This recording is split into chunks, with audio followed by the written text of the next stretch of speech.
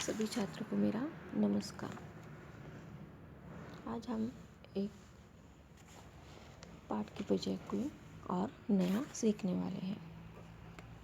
तो चाबी के द्वारा बंद दरवाज़ा खोला जाता है, वैसे ही पत्र के द्वारा लोगों के दिलों के द्वार खोले जाते हैं।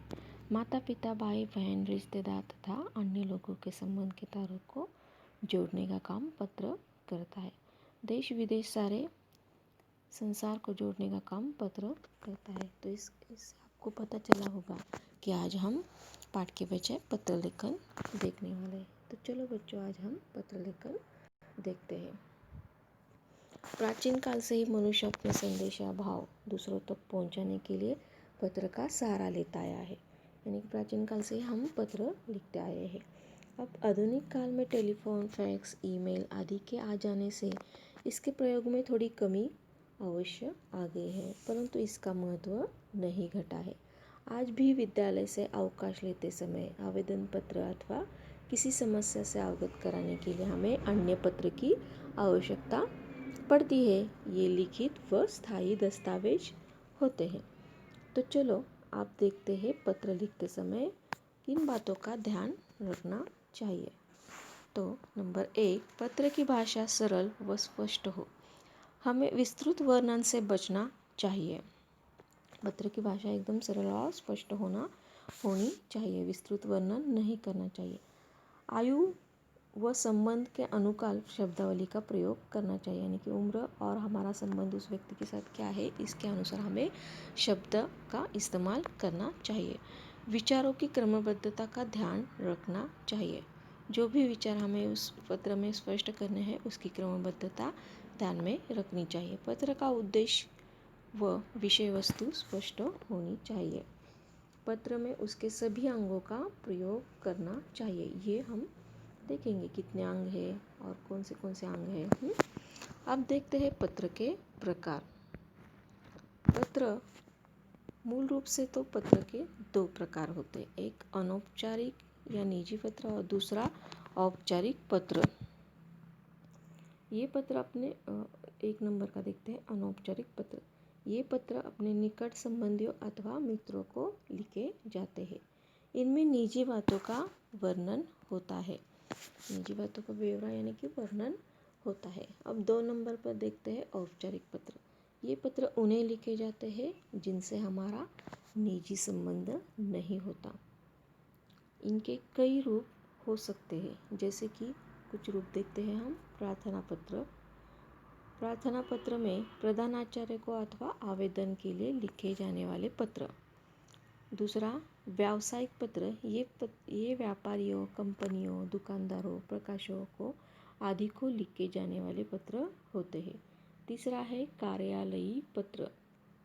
ये पत्र एक कार्यालय से दूसरे कार्यालय को या किसी व्यक्ति द्वारा सरकारी संस्था, विभाग को या सरकारी अधिकारी द्वारा व्यक्ति विशेष को लिखे जाते हैं।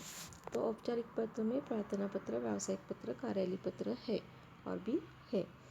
तो 2 पत्र लेखन के प्रकार है, अनौपचारिक और औपचारिक। अब देखते हैं पत्र के अंग। पत्र के निम्नलिखित 8 अंग होते हैं। तो पहला देखते हैं पत्र प्रेषक। यानी कि पत्र प्रेषक यानी कि भेजने वाले का पता, नाम, स्थान व दिनांक हमें पत्र प्रेषक में लिखना है।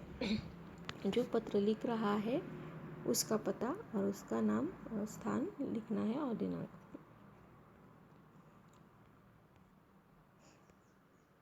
अब दूसरा है पत्र प्रापक। यानी कि पाने वाला, यानी कि जिसको हम पत्र लिख रहे हैं उसका नाम व पता लिखेंगे। तीसरा विषय को एक संक्षिप्त वाक्य में लिखना। विषय को शॉर्ट में लिखना है हमें, ज़्यादा विस्तृत वर्णन नहीं करना है। और चौथा संबोधन, अभिवादन, आशीर्वाद। ये भी हम बाद में देखेंगे। पत्र की विषय वस्तु यानी कि संबोधन, अभिवादन, आशीर्वाद में क्या लिखना है ये देखेंगे।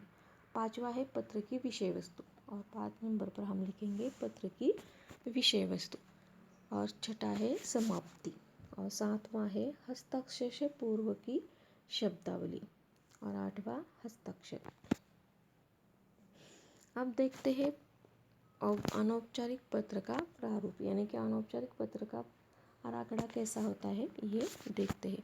पहले आएगा प्रेषक का पता, यानी कि जो पत्र भेज रहा है उनका पता। अगर आप किसी को पत्र लिख रहे हैं तो आप पहले अपना पता, नाम सब लिखेंगे। पहले नाम, पता सब लिखकर बाद में दिनांक लिखेंगे। उसके बाद संबोधन, यानी कि उस व्यक्ति के साथ आपका क्या संबंध है, आदरणीय, पूज्य, प्रिय आदि, इसमें से कोई भी एक लिखेंगे। अभिवादन, सादर, प्रणाम, मृदु स्मृतियाँ आदि।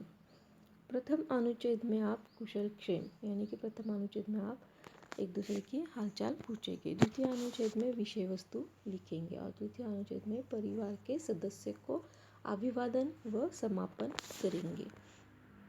हस्ताक्षर से पहली शब्दावली व हस्ताक्षर ये भी हम देखेंगे, यानी कि प्रिय वगैरह जो लिखना है वो संबंध के अनुसार लिखेंगे।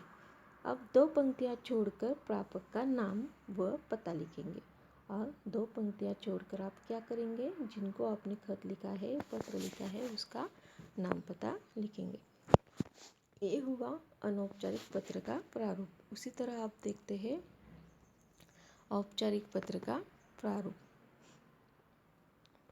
प्रेषक का पता व दिनांक, इसमें भी आप वही करेंगे, जो भेज रहा है उसका पता और दिनांक। और पत्र प्रापक, यानी कि जिस अधिकारी को आप पत्र लिखे उस अधिकारी का पद, नाम व पता लिखेंगे।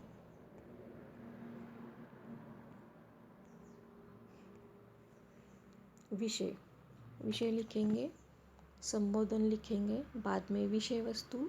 प्रथम अनुच्छेद में अपनी समस्या का विवरण करेंगे, यानी कि आप किस कारण पत्र लिखे रहे हो, समस्या। और द्वितीय अनुच्छेद में उस अधिकारी से आपको क्या अपेक्षा है ये लिखेंगे।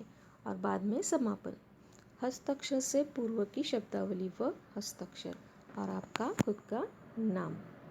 तो देखते हैं आप संबोधन व अभिवादन, समापन।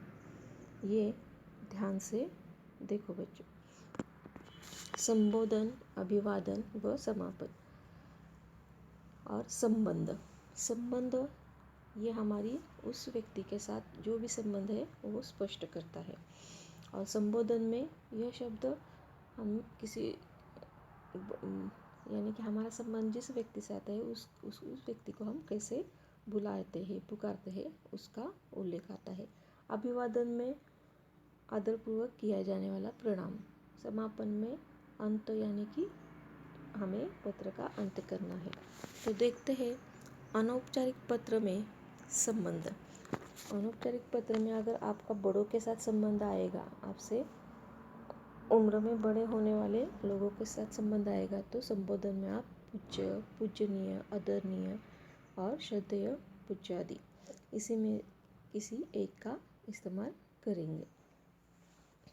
अभिवादन में चरण स्पर्श, सादर नमस्कार, सादर प्रणाम, सादर चरण स्पर्श, इसमें से किसी एक का इस्तेमाल करके आप अपने बड़ों को अभिवादन करेंगे। समापन में अगर आपका रिश्ता उसके साथ जो है उसी में से एक का इस्तेमाल आप यहाँ करेंगे। जैसे कि अगर आप उनके बेटा हो, बेटी हो, तो आपका बेटा, पोता, नाती, भतीजा आदि आप इसका जो रिश्ता है उस बड़ों के साथ उसका इस्तेमाल करेंगे समापन में। आप देखते हैं आपका अगर संबंध छोटे के साथ आता है, यानी कि आपसे छोटी उम्र के लोगों के साथ आता है, तो संबोधन में क्या करेंगे, प्रिय और उसका नाम लिखे, अविष्यमान और उसका नाम लिखेंगे, चिरंजीवी लिखकर उसका नाम लिखेंगे, लेकिन आपके छोटे उम्र के लोगों को। और अभिवादन में सुखी रहो, प्रसन्न रहो आदि। समापन, तुम्हारा शुभचिंतक, शुभाकांक्षी आदि। और जब आपका संबंध आपके मित्रों को, यानी कि आपके समवयस्क और आपके हम उम्र से आएगा, तब आप क्या करेंगे, संबोधन में प्रिय नाम, प्रिय मित्र, प्रिय बंधु आदि लिखेंगे। और अभिवादन में मधुर स्मृतियाँ, सप्रेम नमस्ते आदि लिखेंगे। और समापन में तुम्हारा हितैषी, अभिन्न मित्र, चिर स्नेही आदि लिखेंगे। ये हो गए हमारे अनौपचारिक पत्र में बड़ों को, छोटों को, मित्र को जो भी संबंध आता है उसके अनुसार हम संबोधन, अभिवादन या समापन करेंगे। अब देखते हैं औपचारिक पत्र में कैसे हम संबंध, जिसके साथ कैसे संबंध आता है उसके साथ अनुसार हम संबोधन, अभिवादन और समापन करेंगे। ये आपके लिए महत्वपूर्ण है। औपचारिक पत्र, प्रार्थना पत्र, प्रधानाचार्य, मान्यवर, अगर आपका संबंध प्रधानाचार्य यानी कि प्रिंसिपल या मुख्याध्यापक से आता है तो मान्यवर, माननीय, महोदय, और इसको अभिवादन तो नहीं है, समापन है भवदीय, निवेदक, प्रार्थी, आपका आज्ञाकारी, शिष्य आदि। अब जब व्यावसायिक पत्र में आपका संबंध संपादक, पुस्तक विक्रेता या किसी और अन्य से आएगा, श्रीमान, श्रीयुत और भव्य दिव्य निवेदक, कार्यालयी अधिकारी, और जब आपका संपर्क कार्यालय अधिकारी से आएगा तो आदरणीय, मान्यवर, महोदय, भव्य दिव्य, प्रार्थी, विनीत, निवेदक। इस तरह से आपका संबंध जिससे आएगा उसको आप उसका संबोधन करेंगे, समापन करेंगे, अभिवादन करेंगे। पत्र लेखन आपको सिर्फ स्कूल तक या शिक्षा तक ही सीमित नहीं है, तो आपको भावी जीवन में, आपके निजी जीवन में भी इसका उपयोग होगा। तो ये वीडियो अच्छी तरह से ध्यान से देखो, और इसके बाद हम देखेंगे पत्र लेखन के 2-3 नमूने, लेकिन अगली तासिका में। ये आपको समझ में आया तो इसको आपको नोट डाउन भी करना है। तो बच्चों, फिर मिलते हैं अगले वीडियो में अगले पढ़ाई के साथ। तब तक के लिए धन्यवाद।